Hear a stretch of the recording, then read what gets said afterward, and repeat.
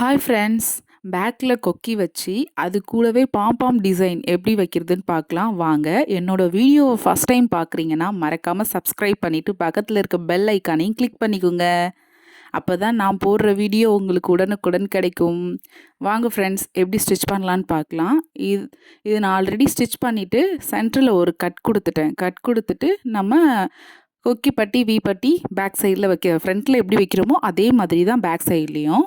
So நான் ஒரு 1/2 inch தள்ளி நான் ஒரு கோடு போட்டுக்கிட்டேன். கோடு போட்டுட்டு கீழே ஒரு 1/2 இன்ச் மேலே ஒரு 1/2 இன்ச் விட்டுருங்க. எப்போதுமே பாம்பாம் டிசைன் வைக்கும்போது இதை ஞாபகத்தில் வச்சுக்கோங்க.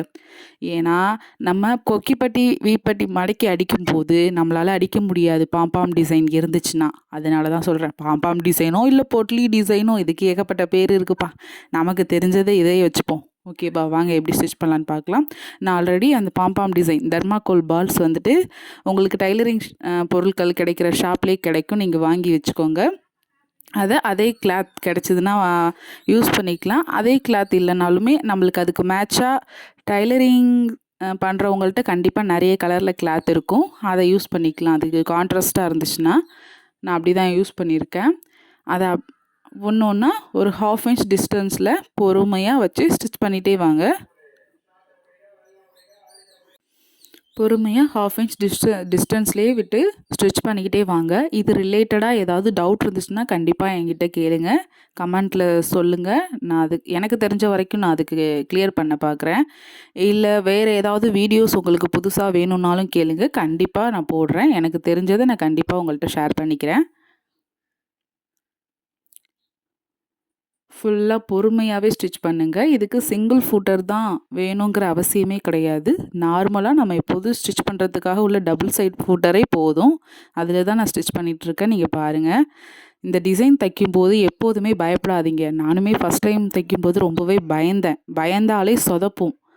தைரியமாக நம்மளால் தைக்க முடியும் அப்படிங்கிற தைரியத்தோடு நீங்கள் தைங்களேன், ஃபினிஷிங்கும் சூப்பராக வரும். ஃபஸ்ட் டைம் சொதப்புனா சொதப்பட்டும், அடுத்தடுத்த டைம் இதில் டைலரிங்லேயே எக்ஸ்பீரியன்ஸ் தான். தைக்க தான் நமக்கு இன்னும் நம்மளுக்கும் தைரியம் வரும், டிசைனும் சூப்பராக பர்ஃபெக்டாக வரும். யாருமே டிசைன் ப்ளவுஸ் கஸ்டமர் எடுத்தாந்து கொடுக்குறாங்கன்னா இந்த டிசைன் தைக்க தெரியுமா அப்படின்னு கேட்டாங்கன்னா தெரியாதுன்னு சொல்லாதீங்க. தெரியும்னு சொல்லிட்டு கண்டிப்பாக வாங்கி ஃபஸ்ட்டு உங்களோட ப்ளவுஸ்லேயோ இல்லை அவங்க அம்மாவோட ப்ளவுஸ்லேயோ ட்ரை பண்ணி பாருங்கள். அதுக்கப்புறம் கஸ்டமரோட ப்ளவுஸில் ட்ரை பண்ணுங்கள், கண்டிப்பாக சூப்பராக வரும். நெக்ஸ்ட்டு வந்துட்டு அது ஃபுல்லாக ஸ்டிச் பண்ணி முடித்தாச்சு. இப்போ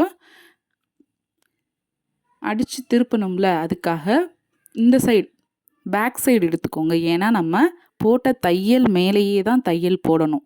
அப்போ தான் அந்த பாம்பாம் டிசைன் கரெக்டாக நமக்கு வரும். நல்ல பக்கம் வச்சுக்கோங்க. நம்ம கொக்கி பட்டிக்கு அடித்து திருப்ப போகிறோம். அதை கிளாத்தோட நல்ல பக்கம் வச்சுட்டு நீங்கள் என்ன பேக் சைடை தான் மேலே வச்சுருக்கணும். அந்த தையல் மேலே தையல் போடணும். கவனமாக பாருங்கள். அந்த தையல் ஒரு பேக் ஸ்டிச் ஒன்று போட்டுக்கோங்க. அந்த தையல் மேலேயே ஃபுல்லாக தையல் போட்டுட்டு வாங்க.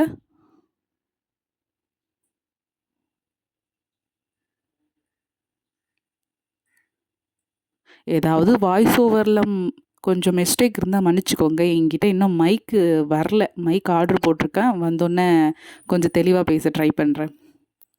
கண்டிப்பாக பேசுவேன்னு நினைக்கிறேன். கொஞ்சம் பயமாக இருக்குது, ஃபஸ்ட்டு இல்லை.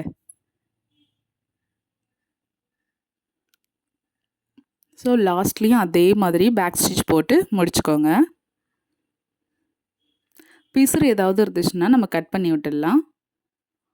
நார்மலாக தைக்கும்போது நம்மளுக்கு பிசுறு அவ்வளோவா இருக்காது. இந்த பாம்பாம் டிசைனுங்கும்போது ஒன்று நம்ம ஹைட்டாகவும் ஒன்று சின்னதாகவும் நம்ம வச்சுருப்போம். அதனால் அதை கட் பண்ணி போட்டுட்டு படிமான தையல் போட்டுக்கோங்க. கண்டிப்பாக படிமான தையல் போட்டே ஆகணும். அப்போ தான் ஃபினிஷிங் நல்லா நீட்டாக இருக்கும், பர்ஃபெக்டாக இருக்கும். ஒரு ப்ளவுஸ் தைச்சி கொடுத்தோம்னா அதை பார்த்துட்டு கஸ்டமர் திரும்ப வேறு யாருக்கிட்டேயோ சொல்லணும். அந்த அளவுக்கு இருக்கணும் நம்மளோட ப்ளவுஸ் பர்ஃபெக்ஷன். அப்படியே திருப்பிட்டு லைட்டாக ப்ரெஸ் பண்ணி விட்டுக்கோங்க. ப்ரெஸ் பண்ணி விட்டுட்டு பாருங்கள் எவ்வளோ நீட் அண்ட் ஃபினிஷிங்காக வந்திருக்கு பாருங்கள். ஸ்டார்டிங்கில் ஒரு பேக் ஸ்டிச் போட்டு எடுத்துகிட்டு ஸ்ட்ரைட்டாக ஒரு தையல் போட்டு எடுத்துக்கோங்க. திரும்ப ஃபினிஷ் பண்ணும்போதும் மறக்காமல் பேக் ஸ்டிச் போடுங்க.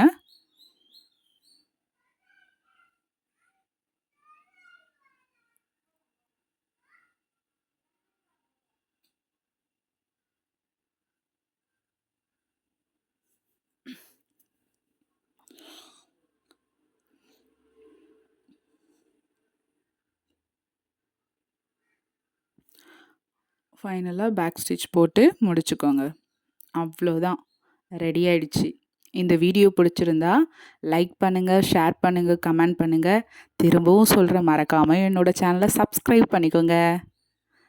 தேங்க்ஸ் ஃபார் வாட்சிங். பாய்.